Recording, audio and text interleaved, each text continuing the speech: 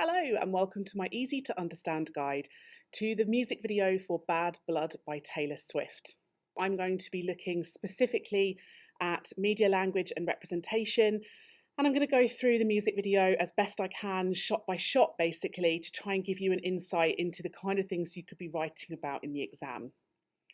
I'm going to do a separate video at some point for audiences and institutions for Taylor Swift. And I'm also going to do a separate video about her website and social media as well. So make sure you hit subscribe so that when they're uploaded, you get a notification. One of the first things you're going to want to know about Bad Blood is about the genre and whether this video is typical for the kind of pop genre or not.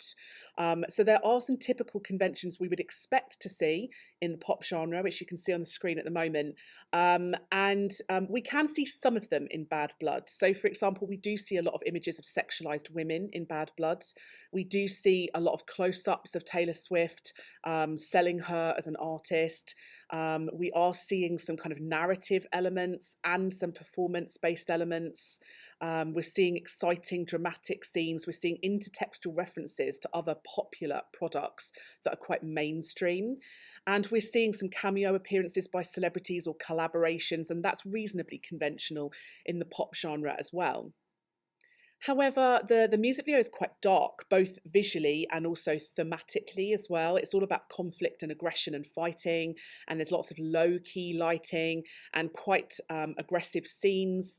And that's less conventional of a pop video because pop videos tend to be aimed at a more youthful, family-friendly audience. Perhaps less conventional to have all of these celebrities involved as well. Some artists do like to do collaborations. It's a good way of increasing your audience, broadening it, and making yourself seem successful. But to have so many celebrities in one video is quite unconventional, although Taylor Swift does do it reasonably frequently, so perhaps conventional for her as an individual artist.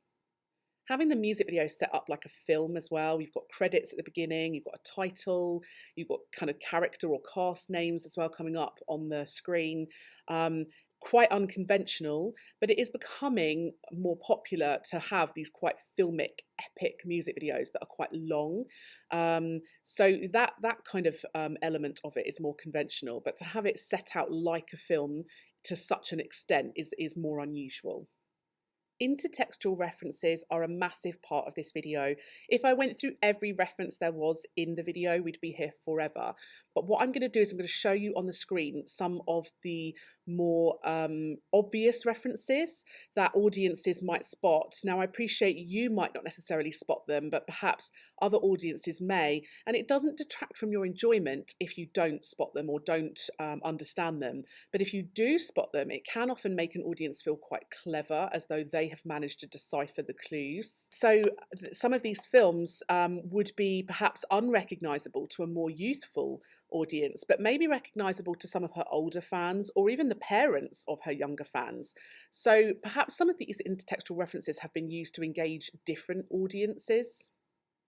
There's also a huge number of cameo appearances in this music video, so appearances from people who are famous and that potentially are friends with Taylor or who have been paid by her record label to appear in the video.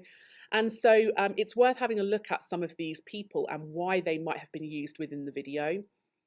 There are a reasonable number of quite young and famous contemporary people within the video. So people like Hailey Steinfeld, Selena Gomez, they are young female artists themselves, so attracting a similar demographic to Taylor Swift. Also helps to broaden her audience because by including these artists, you're potentially attracting all of their fans to your music video as well. So encouraging other people who may not necessarily be fans of your work to watch the video and listen to the song anyway. Obviously, there's also the collaboration with Kendrick Lamar, and that's going to broaden your audience too, potentially bring in more male audiences as well. And so these collaborations, whether it is a collaboration in terms of the actual song or collaborations in terms of cameo appearances in the narrative, are a good way of bringing in new audiences. They also help to represent Taylor Swift and women in general in specific ways. So think about the types of intertextual references and cameo appearances that there are in the film. If you have a look at some of the common trends, films like Kill Bill, films like The Hunger Games and Sin City, they all have very strong female protagonists. They're people who are involved in fighting and conflict. They are people who are violent and powerful and dominant and defy a lot of those stereotypes of femininity in the media. So having those references in the music video helps to create this theme of female empowerment. Similarly, in terms of the cameo roles, there are some women within the music video who perhaps are a little older, but would still be recognisable to many audiences. So people like Cindy Crawford, for example, and also some of the other actors who, whilst you may not be familiar with their real names, you might recognise them from famous shows such as Law and Order, SVU. And so you're looking at other quite powerful female dominant successful figures within the media industry, and their characters as well that they play are quite powerful and dominant. And so the use of these quite powerful dominant successful women is also a good way of building up that representation within your music video of women being successful and powerful in general. This quite powerful, dominant representation of women is continued in a variety of the other media language. So, for example, the kind of character names that appear as graphics on the screen. Look at some of the names: catastrophe, arson, dilemma, slazy. They are all quite aggressive, powerful words that suggest that these women are quite dominant, quite aggressive, maybe quite violent. You've got Destructor X and Cutthroat. So, quite challenging of those typical female stereotypes where we often see women in the media represented in quite weak, vulnerable ways. This music video is showing them in quite aggressive ways, and you can see that reflected in their facial expressions and their body language, their actions, throwing knives, firing grenades and rocket launchers. There's fight scenes and boxing scenes between women as well. And so you're building up constantly these codes that tell the audience about the power of women. Another way that women are represented within the video is slightly more conventional, and that is that they are very sexualized. We often see the sexualization of women in music videos, and in particular in the pop genre, and that is absolutely true here. There are lots of sexualized outfits, images made of leather and PVC, images that have lots of cut-out pieces and chains and buckles, high-heeled stiletto shoes and boots, stockings, suspenders, bra tops. So highly sexualized imagery of women, almost in quite kind of a like a bondage dominatrix style costumes, which again adds to the kind of powerful, aggressive feel, but also adds to this idea that we're seeing them through the male gaze. We're seeing them through the eyes of men in what would be seen as a kind of attractive sexual costumes. Potentially this is to broaden her appeal, make her seem more mainstream and popular and exciting, and to perhaps draw in a male audience as well. The representation of women is quite nice when it's contrasted to the representation of men in the video. There are very few men in the video, which in itself tells us that women are supposed to be seen as important and powerful. But the men that we do see in the video are much weaker. They get overpowered by the female singers such as Taylor Swift. There are fight sequences whereby the women easily dominate them and outmaneuver them. And so men are seen in general as much weaker and less important within the music video. And potentially that might appeal really to her target audience of young females who are looking for empowerment. Another reason that Taylor Swift might have chosen to represent herself and other women in this way is because she's always been known as somebody who kind of champions political ideas and affairs and women's rights and feminism. And so she does try and represent, or she has tried to represent women in more powerful ways in some of her media products. So she may be trying to challenge these conventional representations of women on purpose because it's something that she's interested in doing politically. You should also be thinking about how Taylor herself is represented as an individual or as an artist. So, as well as seeming sexualized and as well as seeming powerful, she also seems very successful, and that's for a variety of reasons. First of all, we see her kind of winning in this filmic type narrative. So we see her playing the kind of hero role, where although she gets defeated in the first few minutes, she comes back and she carries on fighting and she goes back into a kind of conflict situation. So we're very much seeing her playing the typical hero role that you might often see men playing in other media products. You're also seeing her as very successful in that we are seeing her surrounded by very successful women. And so, because we know a lot of these are her friends and they clearly are playing her kind of team or group or crew within the video, it adds to the representation that she's popular. Seeing lots of these wide shots or long shots where you're seeing crowds of her kind of gang of women around her, all of them armed, all of them going to fight. It represents her as being dominant, but it also represents her as being respected and as being in charge. And perhaps that adds to her kind of star persona that she wants to project as being a successful, popular artist. There's also a high level of CGI or computer generated imagery, so special effects basically, and also stunt work as well in the video.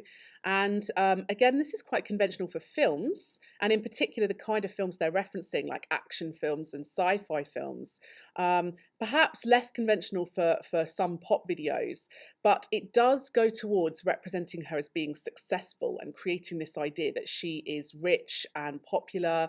Because if you are a successful artist, you have more money for these things. So the use of these very high budget effects and filters and graphics, which would take a lot of time and effort to do, just show us that she is a very successful artist because her record label is willing to spend this kind of money on it. The fact that it says produced by Taylor Swift as well is quite unusual. Most music videos are produced by the kind of record labels and they employ directors and producers of their own. But the fact that it kind of tells you this is produced by Taylor Swift, again, is representing her as being quite powerful. The fact that she has the power to produce her own videos when usually they would bring in somebody else to do that adds to the feeling that she is important and successful and knowledgeable. Although the music video does challenge a lot of typical gender stereotypes, there are some still nods to the ideas that are often dominant in society. So, although they are fighting and aggressive, it's quite amusing that some of their weapons seem to come from typical female items. So, one character has a handbag that then turns into a weapon. Another character has a kind of makeup mirror compact, which turns into a weapon. So, it's using typical female items that are based around things like cosmetics and accessories, and then turning them into powerful and aggressive weapons, which, you know, you might say makes them seem very confident and dominant and powerful, but it might also suggest that women are still obsessed with handbags and makeup. Another type of representation you might want to consider as well is representation of ethnicity. Sometimes people find this really challenging to be able to discuss.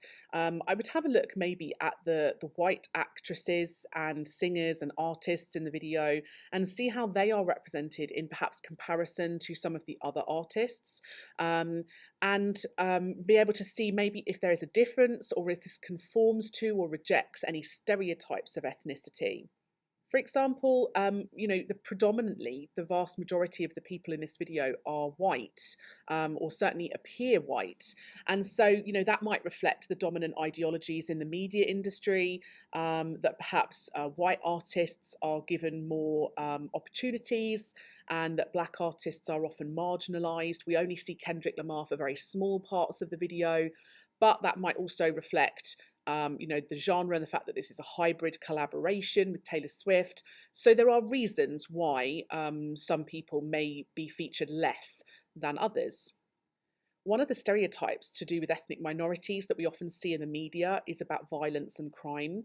Now, we definitely do see people who are from minority backgrounds, taking part in kind of crime type activities, fighting, murder, arson, firing grenades, knifing people, throwing knives. So there's a lot of violence and aggression that goes on in this video, which might tie into those typical stereotypes. But then all of the characters kind of take part in that violence or aggression to a certain extent. So the argument, I guess, is that whilst you can see some stereotypical ideas, it's actually not necessarily linked to ethnicity. For the most part, it seems to be more about representing women in general from all ethnicities as being quite violent and aggressive. Something you might want to consider is how consistent the representations in this video are with the representations of Taylor in other videos of hers and also on her website and her social media posts as well. Are they similar? Is she always represented in this quite sexy, powerful, dominant, aggressive way or not? And if not, why not? Most record labels try and create this quite consistent branding or this star persona for their artists across all different products. But actually, Taylor Swift is quite famous for having a star persona that changes with every album she releases. And so the representations of Taylor are very different in Bad Blood to, for example, her modern contemporary website at the moment. Now, schools will choose to teach different pages from the website, and you may have studied the more up-to-date website, you may have studied the older website, you may have studied both her older website and her more contemporary website, and it doesn't really matter as long as you can explain whether the representations are the same or whether they're not, and if they've changed, why have they changed, and how are they different in the two products. And if you tune into my video about her website, which I'm going to do shortly, then hopefully I will explain how her website, both old and new, represent Taylor, represent women, represent ethnicity, and why that might be similar or different to this particular video.